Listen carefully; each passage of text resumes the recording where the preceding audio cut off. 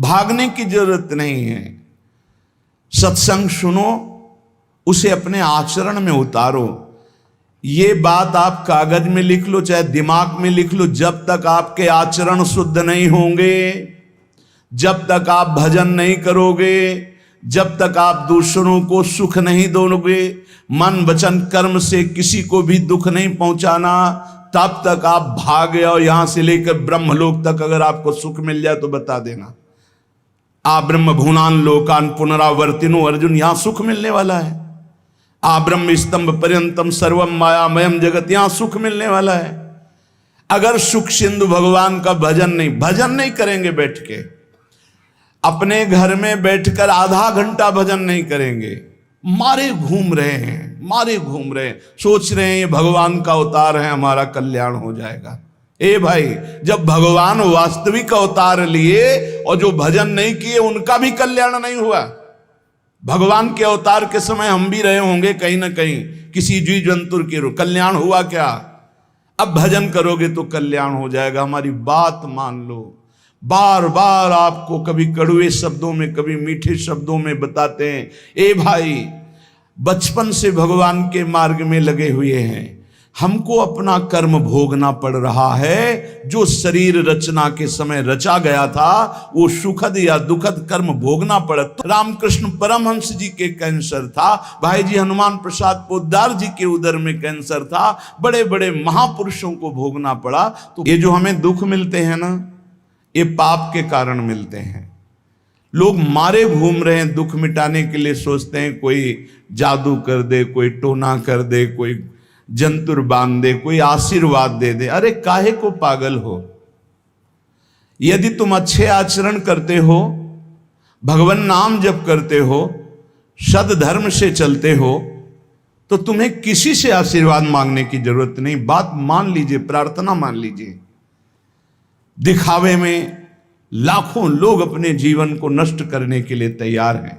ये माया का ही तो दिखावा है, जिसमें जन्म के जन्म हमारे नष्ट होते जा रहे हैं। सत्य मार्ग को क्यों नहीं पकड़ते हो? किसी के आशीर्वाद की जरूरत नहीं आपको आनंद प्राप्ति के लिए। आप आनंद के बच्चा हो, आनंद स्वरूप हो। जिनसे आशीर्वाद मांगते हो उनके अंदर जो आत्म तत्व बैठा है वो तुम्हारे अंदर बैठा है।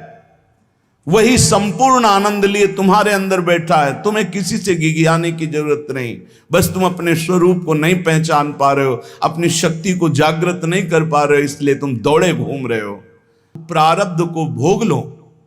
ये भोगने की सामर्थ्य नाम जप से आ जाएगी, और नाम जप करके जन्म मरण के चक्र से मुक्त हो जाओ। मान लो मेरी बात। क्या वृंदावन की परम पावन रज से बढ़कर त्रिभुवन में कोई रज है? इस रज में बैठकर तुम्हें आनंद नहीं मिल रहा तो कहां मिलेगा तुम्हें? क्या भगवान नाम से बढ़कर कोई अमोघ शक्ति है जो भगवान को अधीन कर सके? सुमिर पवन सुत पावन नामो, अपने बस कर राखे रामो। लेकिन समझ में नहीं आता। ये जीव सोचता है कोई तपस्वी, कोई सिद्ध से हमारे दुख दूर हो जाएं। नहीं, भगवान के वचन सुन लीजिए। दैवी हेषा गुणमयी मम माया दुरत्तया, मामेव ये प्रपद्यन्ते माया में ताम तरंतिते। ये गुणमयी माया को पार करना बहुत कठिन है। एकमात्र उपाय है, मेरी शरण में आ जाओ। हरि शरणम श्री कृष्ण शरणम मम। जब तक प्रभु की शरण में नहीं, तब तक माया मुक्त। पर समझ में नहीं आता। लोगों को ऐसा लगता है मैं जाऊंगा, आशीर्वाद मिलेगा, मैं सिद्ध हो जाऊंगा, सब दुख नष्ट हो जाएंगे। आप समझो, हमारी प्रार्थना को समझो। हम अंदर से पीड़ित होकर बोल रहे हैं, आप लोग समझते नहीं हो। भगवान का भजन किए बिना कहीं भी भाग के चले जाओ, आपको शांति नहीं मिलेगी प्यारे। और घर में बैठकर यदि भजन करोगे तो घर तीर्थ हो जाएगा।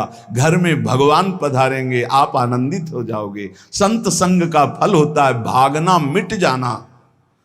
सत्संगति संस्कृति कर अंता। ये जो जन्म मरण का भागना, ये मिट जाएगा। ये छोटे मोटे भागने से, शब्द सुना, मनन किया, आचरण में लग गए। कभी महीना 2 महीना में अगर संयोग बना तो हम बैठ के सत्संग सुन रहे हैं, नहीं तो हमारे पास यंत्र है, हम रोज उससे नवीन उत्साह प्राप्त करें भगवत मार्ग में चलने का। जब मिले तब दर्शन कर लिए, नहीं तो हम उनकी आज्ञा पर चल रहे हैं तो हमारा सदैव सानिध्य है। भागने की जरूरत नहीं। नहीं भाई नहीं, थोड़ा चैन लो, थोड़ा शांति लो, भागने की जरूरत नहीं है। अंदर से भगवान को सुमिरन करने की जरूरत है। थोड़ा संयम में आओ। जिसको देखो मनमानी आचरण कर रहा है, सोचता है कोई संत महात्मा आशीर्वाद दे देंगे, तो तुम्हें संत महात्मा मिलेंगे ही नहीं। तुम करोगे पापाचरण तो संत महात्माओं का सानिध्य ही नहीं मिलेगा।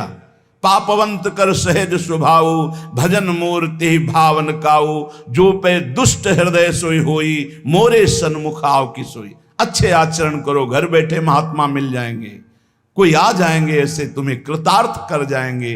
कहीं तुम भेज दिए जाओगे जिनके वचन से तुम कृतार्थ हो जाओगे। हमारी प्रार्थना को मानिए, अपने इस अमूल्य मानव जीवन को कूड़ा करकट की तरह मत नष्ट कीजिए। श्रीपाद कह रहे, नेत्रे उत्पाटित सपदि स्त्री क्षणे लालसा चेत। यदि ये गंदी लालसाएं उत्पन्न हो रही हैं तो थोड़ा शासन में लाओ अपनी इंद्रियों को, छूट मत दो। बहुत जीवन व्यर्थ कर दिया इन इंद्रियों ने, अब सावधान हो जाओ। तुम स्वतंत्र सिंहवत जीवन व्यतीत करने के लिए मानव जीवन प्रकट किए भगवान ने तुम्हारा। तुम इंद्रियों के गुलाम होकर, मन के गुलाम होकर, भोगों के गुलाम होकर के जीने के लिए नहीं आए हो मनुष्य देह में। देवता तरसते हैं इस मानव देह के लिए। क्यों? क्योंकि साधन धाम मोक्ष कर द्वारा, इसे साधना करके हम जीवन मुक्त महापुरुष हो सकते हैं। लेकिन नहीं, बस कोई ऐसा कुछ कर दे जिससे हमारा पति बन जाए, कोई ऐसा कर दे कि हम स्वस्थ हों, खूब भोग भोगें, कोई ऐसा कर दे सारी झंझटें मिट जाएं।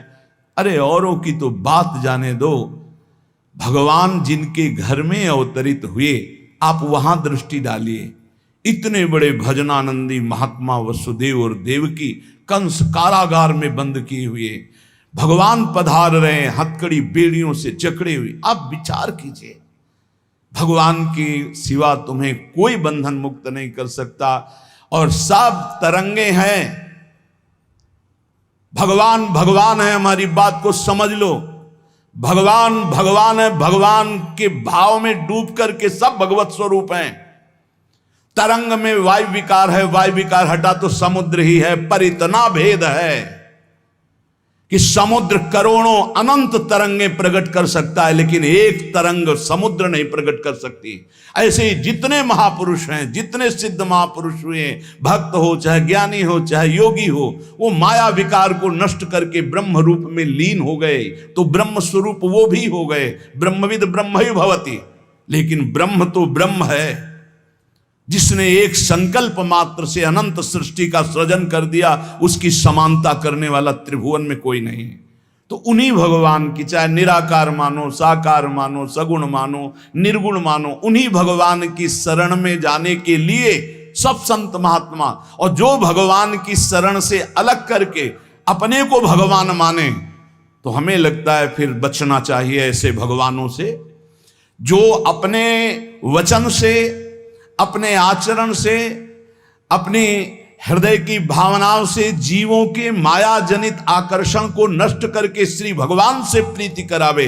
उसे संत कहते हैं, उसे ब्रह्मर्षि कहते हैं, उसे महात्मा कहते हैं, उसे भक्त कहते हैं। शास्त्र उठा के देख लो, ब्रह्म स्वरूप हो गए हैं। दूसरों ने अनुभव किया कि साक्षात ब्रह्म है, लेकिन वो जब बोले तो अपने को ब्रह्म नहीं बोले। गोस्वामी तुलसीदास जी साक्षात भगवान के स्वरूप हो चुके। वो क्या कह रहे हैं? जो मैं अपने अवगुण कहूं, बाढ़े कथा पार नहीं लहूं, ताते मैं कछु अलप बखाने, थोड़े महू समुझे सयाने। कह रहे मैं अपने अवगुणों की यदि कथा कहूं तो ग्रंथ भर जाएगा। थोड़े बता दिए हैं कि मैं अवगुणी हूं, इसमें जो विवेकी जन हैं वो समझ पाएंगे मेरी बात को। क्या समझ पाएंगे?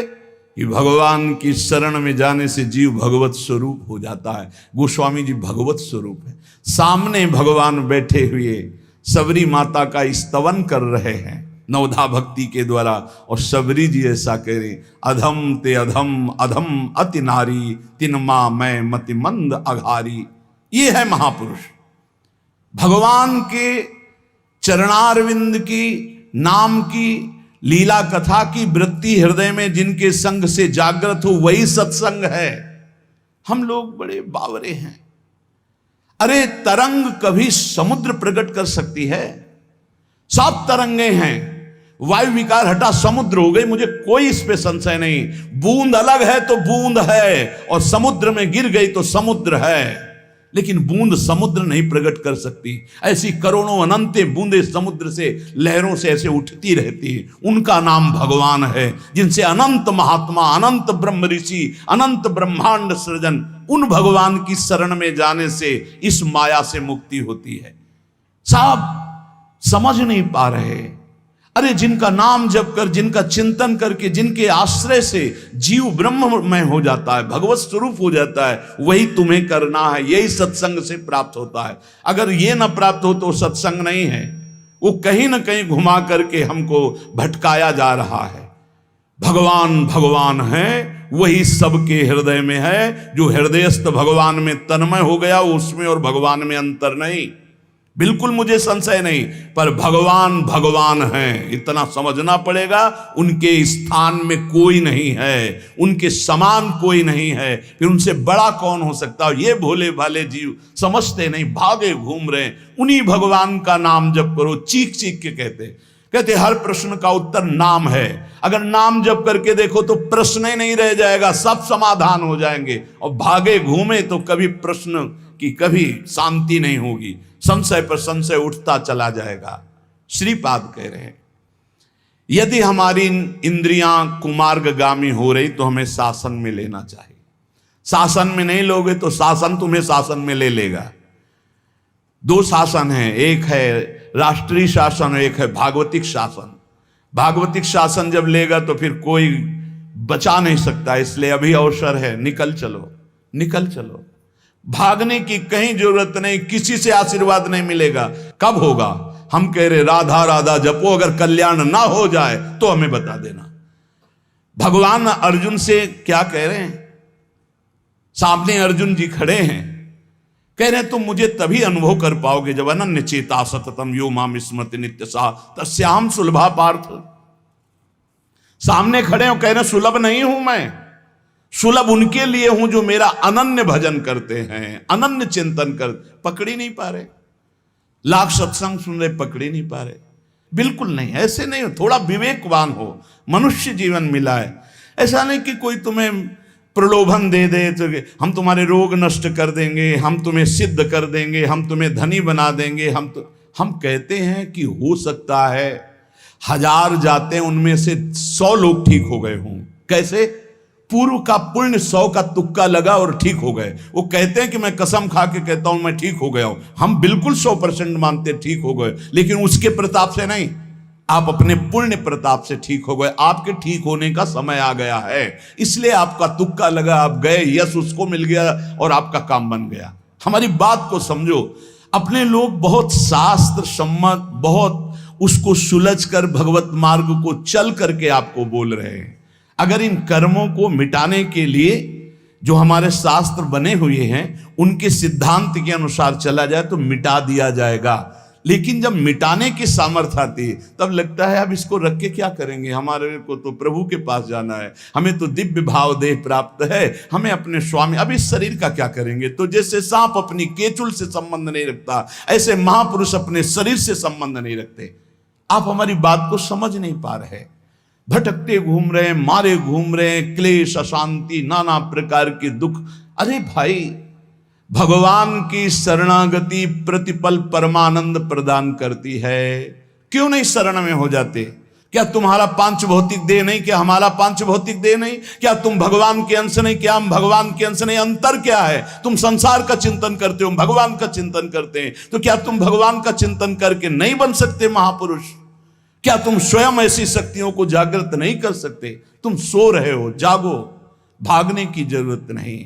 ये जो गलत इंद्रियां जा रही हैं, इन इंद्रियों को रोकिए, भगवान की तरफ लगाइए। नहीं लगाओगे तो कहीं भाग के चले जाओ, धोखा ही मिलेगा, तुम्हें शांति नहीं मिल सकती, तुम्हें विश्राम नहीं मिल सकता, तुम सुखी नहीं हो सकते। इन बातों को लिख लो और पूरे विश्व में घूम के चले आओ, चाहे जहां चले जाओ, कुछ नहीं होने वाला। मारे मारे केवल घूमते रहो, समय बर्बाद करते रहो। वही समय एकांत में बैठकर राम कृष्ण हरि बोलो, राधा बोलो, अभी आनंद आ जाएगा। हम ये नहीं कहते कि तुम करोड़पति बन जाओगे, तुम्हारे सारे काम बन जाएंगे, लेकिन हम ये कहते हैं कि तुम्हारा हृदय शांत हो जाएगा, तुम्हारा भागम भाग मिट जाएगा, तुम एक गंभीर हो जाओगे, धैर्यवान हो जाओगे, तुम लड़ना सीख जाओगे दुखों से, तुम सुखों से भूल करके पापाचरण कर बैठे हो, दुखों में इतना तुम हो जाते हो कि अपने जीवन को भी नष्ट करने की सोच। ये सब भगवत विमुख जीव का लक्षण है। भगवत सन्मुख होने पर सुखों में दूसरों को बांटा जाता है और दुख में सहकर भगवान के नाम का स्मरण करते हुए उस दुख के समय को काटा जाता है। समझते नहीं। यदि तुम्हें वृंदावन में रह के पराई स्त्री की भोगने की इच्छा जागृत हो गई है, पराई स्त्री की तरफ काम दृष्टि से देखने की, आप पराये पुरुष शरीर की तरफ, तो कह रहे हैं कि अच्छा है, इससे अपने नेत्रों में पट्टी चढ़ा लो, मत देखो, ये नष्ट कर देंगे नेत्र तुम्हें। तो बाहर से कपड़े की पट्टी चढ़ाने की जरूरत नहीं है, नासाग्र दृष्टि रखो, इनको शासन में रखो। श्रीपाद करें नेत्रे उत्पाटयति सपदि। जहां साधक असावधान होता है वहां पश्चाताप उसको होता है, जलन होती है और उसके परमार्थ में विघ्न आ जाता है। इसलिए ब्रह्मा जी ने ऐसी रचना की है कि स्त्री को पुरुष शरीर में आकर्षण, पुरुष को स्त्री शरीर में आकर्षण या भोग बुद्धि से देखना, अपने को इसी को सुधारना है। अगर इसी को सुधार लिया तो परमार्थ पुष्ट हो जाएगा। यदि आपको ज्ञान नहीं रहा हो, आपसे ऐसे पाप बन गए हैं, गुरु पत्नी गामी सबसे महापापों में पहले आता है, फिर आता है जो ब्रह्म ऋषिजन हैं उनकी भार्या, फिर आता है मद्यपान मदिरापान करना, फिर स्वर्ण की चोरी करना, और जो ऐसे पुरुषों का संगी है वो महापापी, गौ हत्या करना महापाप। ऐसे जो महापापी जन हैं, पाप हो चुके हैं उनसे, अब वो विचार करें कि मेरा कल्याण कैसे हो सकता है, मैं तो महापापी हूं। तो श्रीपाद करें हर जीव को अंतिम सांस तक भगवत प्राप्ति का मार्ग खुला है। बहुत बड़ी बात है, बहुत बड़ी बात है। आज तक भोगना पड़ रहा है गुरु पत्नी गामी का कलंक चंद्रमा जी को, आज तक। ये बड़े बड़े महत पाप हैं जो लोग नहीं समझते हैं।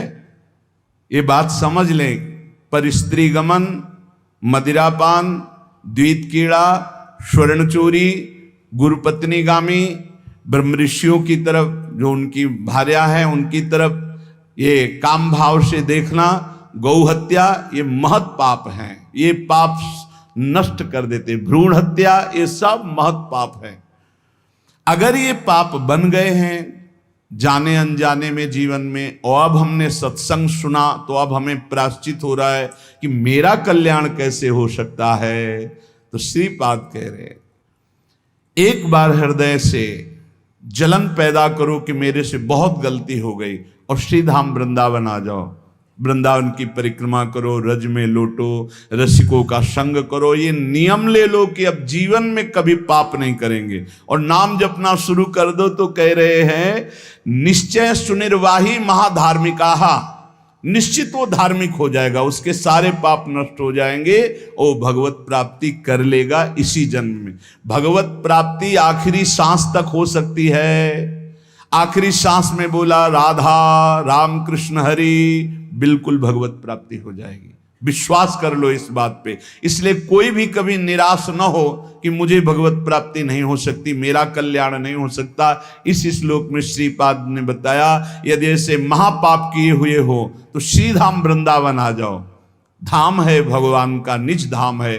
जो बड़े बड़े तीर्थों के अवगाहन से पाप नष्ट नहीं होते, जो कि महापाप कहलाते हैं, वो धाम में रज में लौटने से, परिक्रमा करने से, नाम कीर्तन करने से, सत्संग सुनकर सतमार्ग में चलने से।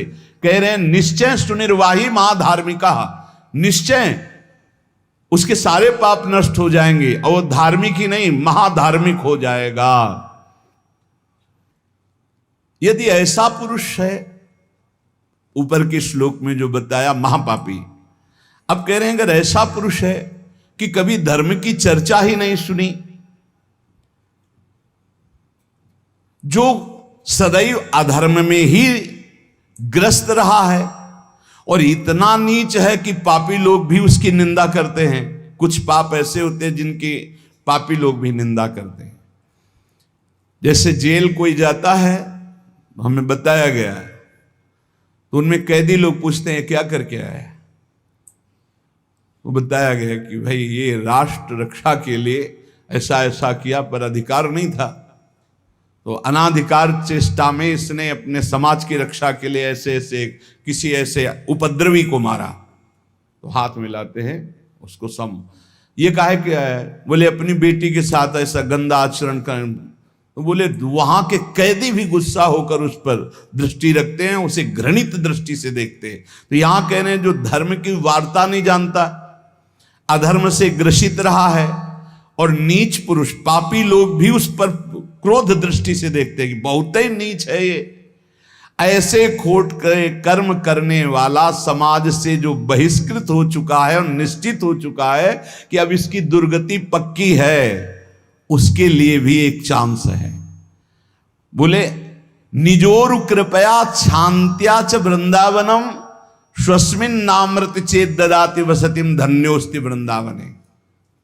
बोले निज कृपा से वृंदावन उसको पावन कर सकता है यदि वह करके ये जीवन भर का नियम ले ले कि अब मरूंगा तो इसी रज में वृंदावन से कभी बाहर नहीं जाऊंगा, तो असीम कृपावान प्रिया प्रीतम का निज धाम ये उसके सारे पापों को नष्ट करके उसे धन्य कर, धन्योस्ति वृंदावने, उसे धन्य बना देगा। पहले में महापापों का वर्णन किया, दूसरे में नीच आचरण करने वाला अधर्मी जो सबसे ज्यादा तिरस्कृत है, वो भी अगर श्रीधाम वृंदावन में आमरण वास स्वीकार कर ले कि अब वृंदावन, वैसे तो मैं बहुत पापी नीच हूं पर अब वृंदावन को नहीं छोड़ सकता, आजीवन वृंदावन वास करूंगा चाहे जितना कष्ट मिले, तो श्रीपाद कह रहे हैं चेत ददाति वसतिम धन्योस्ति वृंदावने। वो वृंदावन वास स्वीकार करने के कारण वृंदावन की कृपा से निष्पाप होकर धन्योस्ति, धन्य हो जाएगा, अर्थात उसको भी भगवत प्राप्ति हो जाएगी। देखो जब आनंद मिलेगा तब मन पंगु हो जाएगा। जैसे भौरे में बहुत बड़ी ताकत है कि चाहे जितना मजबूत काठ हो वो बड़े मौज से खेलते खेलते उसमें छेद कर देगा। जब कमल की पराग वृत्ति में वो पहुंचता है तो थोड़ा सा भी पराग को धक्का न लगे, शांत होकर बैठ जाता है, चाहे जीवन खोना पड़े वो कमल की पंखुड़ी को नहीं काटता। ऐसे उदाहरण दे रहे, ऐसे ही तुम्हारा मन तब तक उद्दंडता करता रहेगा जब तक भगवत सुख नहीं मिलेगा, और जिस दिन इसे आनंद मिला भगवद आनंद, ये बैठ जाएगा, इसका अस्तित्व खत्म हो जाएगा, ये बैठ जाए। निज सुख बिन मन होई कि थीरा, बिना आत्मानंद का अनुभव मिले मन स्थिर नहीं होगा, शांत नहीं होगा, विश्राम नहीं पाएगा। भौरे का दृष्टांत देकर के मन को समझा रहे कि मन भौरा है, भटक रहा है विविध भोगों में, बड़ा मजबूत है, बलशाली है, लेकिन ये तभी निर्बल बनेगा जैसे भौरा कमल में आ जाता है तो वहां अपना बल खो देता है। ऐसे ही श्री हरि चरणारविंद, हरि नाम, भगवद आश्रय, भगवत भक्ति, इसी में मन आनंद को प्राप्त होगा। तो आपको कहीं भागने की जरूरत नहीं। आपने सुना कि जंगल में भागने से क्या होगा, जल पीने से क्या होगा, फलाहार रहने से क्या, शांति से अपने घर को ठाकुर जी का मंदिर मान लो, खूब नाम कीर्तन करो, भगवत चर्चा करो, भगवान का सुमिरन करते हुए जीवन व्यतीत करो, इधर भी सुखी परलोक में भी सुखी। किसी से आशीर्वाद मांगने की जरूरत नहीं, दौड़ने भागने की जरूरत नहीं, हाहाकार मचाने की जरूरत। ये बहुत आनंद का जीवन है मानो दे, बस सुलझ जाओ, शांत हो जाओ, जहां तुम हो वहीं सब ठीक है। जो मिल जाए, रूखा सूखा फल है, अन्न है, जल है, जो मिल जाए, प्राण पोषण करो, भगवान का चिंतन करो, सद आचरण करो, बड़ा आनंद में जीवन होगा। लेकिन आनंद से जीने के लिए असद आचरण करते हो, पापाचरण करते हो, आनंद की खोज में। कहाँ पापाचरण में आनंद है? इसलिए सद आचरण में आ जाओ, भगवद आश्रित हो जाओ, खूब नाम जप करो। भगवान मंगल भवन है, इस गेम से निकाल देंगे। बहुत बड़ा एक गेम है, बहुत बड़ा गेम है। जीतते जीतते हार जाओ, हारते हारते जीत जाओ। तो हम तो जीत गए। नागरी दास ही जन्म जितायो, बलिहारी बलिहारी हमारी सबही बात सुधारी। कृपा करी श्री कुंज बिहारी, अर्षि कुंज बिहारी हमारी सबही बात सुधारी। राख्यो अपने वृंदावन मां, बस खास बात बल गई। नहीं, आप क्या समझते हो? हाहाकार मचा हुआ, तांडव मचा हुआ है माया का। ये तो धाम है, इसके प्रभाव से आप बिल्कुल शांत आनंदमय हो। धूल भरी आंधी दूर से निकल रही। नहीं तो आप संसार में देखो, सतोगुण रजोगुण तमोगुण 3 गुण है। सतोगुण तो कहीं कहीं नहीं, रजो और तमो की तांडव वृत्ति मची हुई है। जहां कहीं भगवत चर्चा, भगवत नाम कीर्तन, भगवत गुण, बहुत विक्षेप माया डालती है। इसलिए खूब नाम जप करो, इसी जन्म में भगवत प्राप्ति कर लो, दोबारा इस कलयुग में जन्म ना हो। पक्का ऐसा भजन करो कि आगे अब देखते जाओ। अरे भाई, बड़ा आश्चर्यमय समय, बड़ा आश्चर्यमय समय है। अभी तो कुछ है नहीं, अभी तो बबुआ है कलयुग, घुटने के बल चल रहा है। थोड़ा खड़ा होने दो, फिर ताल ठोकने दो। 4,32,000, अभी तो 32,000 नहीं पूरे हुए, थोड़ा 1,00,000 1,50,000 लाख पूरे होने दो, फिर इसका है, उसका अपना राज्य है। इसलिए कलयुग के दोषों से बचने के लिए, माया के प्रभाव से मुक्त होने के लिए, समस्त दुखों का नाश करने के लिए समर्थ है भगवान नाम। खूब नाम जप करो, नाम कीर्तन करो, भगवत चर्चा करो, इसके सिवा कोई उपाय नहीं है। जहां और कुछ उपाय बताया जाए तो भटकाव है। हमारी प्रार्थना मान लीजिए, निस्वार्थ बात आपसे कह रहे हैं, आपके मंगल के लिए कह रहे हैं, शास्त्र सम्मत कह रहे हैं। पहले से भगवान व्यासदेव जी ने लिख दिया है, कृतयुगे ध्यायते विष्णु त्रेतायाम यजतै मखै द्वापरै परिचर्यायाम कलौ तद्धरि कीर्तनात्। कलौ नास्तेव नास्तेव गतिरन्यथा। कलयुग में कोई और गति और गति और गति नहीं है। हरे नाम हरे नाम हरे नाम केवलम। जन्म जन्म के भूखे हो, इसलिए नाम में स्वाद नहीं आ रहा, बिना स्वाद के पाते रहो, यही तुम्हारी अशांति को नष्ट कर देगा। राम भजन बिनु सुनो खगेसा, मिटहि न जीवन केर कलेश। एक एक श्वास में जो तुम नाम जप कर रहे हो, मानो एक एक ग्रास भोजन कर रहे हो, वो तुष्टि पुष्टि क्षुधा निवृत्ति होती चली जाएगी। पर पता चलेगा तब जब आप पेट भर जाएगा। ऐसे ही जब भजन एकत्रित हो जाएगा तो संसार से वैराग्य स्वरूप का बोध और भगवान से प्रेम तीनों हो जाएंगे। तभी पूरी जलन मिटेगी, जब भगवत साक्षात्कार होगा। महाराज जी, तो अब हमको एक साधन बता दो जिससे हमें पूरी की पूरी सब बातें भूल कर केवल एक में लग जाए, हमारा काम बन जाए। तो कह रहे, सुबह से लेकर नींद तक और नींद से लेकर सुबह तक, चेतना से लेकर मृत्यु तक तुम्हारा नाम न छूटे। जितना तुम कार्य करते हो, सब कार्य करते हुए यदि केवल नाम पकड़ लिया तो ये नाम तुम्हें महाभागवत और सिद्ध पुरुष बना देगा।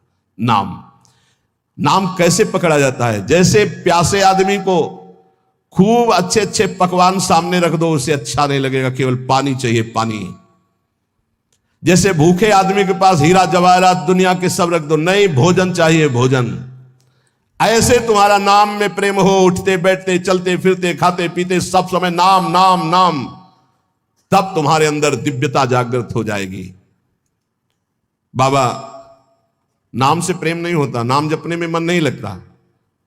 तो तुम जब अपने मन की बुराइयों को पकड़ पाओगे और उनको दूर करोगे, तब तुम्हारी नाम में प्रीति होगी। इसीलिए तो कहते हैं कि खूब सत्संग सुनो। जब तक सत्संग नहीं सुनोगे तो तुम्हें पता ही नहीं चलेगा कि तुम्हारी गलतियां क्या क्या हैं, बुराइयां क्या क्या हैं। सत्संग सुनोगे तो सत्संग से 2 बात होती है, अपनी बुराइयों का पता चलता है और उनके त्यागने की बल वृत्ति मिलती है सत्संग से। भक्ति स्वतंत्र सकल गुण खानी, बिनु सत्संग ना पावई प्राणी। भक्ति, निरंतर भजन इस समस्त गुणों को प्रकाशित कर देता है, पर बिना सत्संग के शुद्ध भक्ति का जागरण नहीं होता। इसलिए सत्संग से हमारे अंदर जो बुराइयां हैं वो समझ में आती हैं।